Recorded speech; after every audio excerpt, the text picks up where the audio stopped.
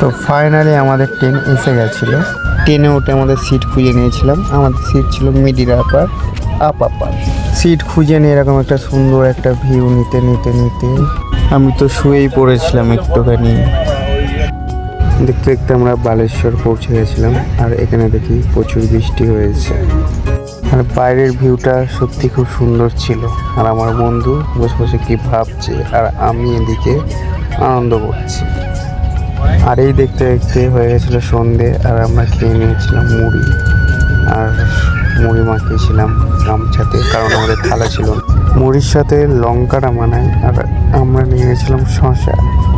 যাই হোক, খিদে তো পেয়েছিল, খেয়ে তো নেই, তারপর দেখছি কি হয় আর না হয়। আমার তো এরকম বন্ধুদের সাথে মুড়ি খেতে বেশ ভালোই লাগে। আর কার কার এরকম বন্ধুদের সাথে মুড়ি খেতে ভালো লাগে অবশ্যই কমেন্ট করে জানাও। আর আমার বন্ধুর তো মুখ চলছে না শুকনো মুড়ি দেখে। আবার একটা সুন্দর ভিউ নিয়ে চলে এলাম। দেখতে দেখতে চলে গেল রাত। রাতেও আমাদের খাবারটা চলে এসেছিলো।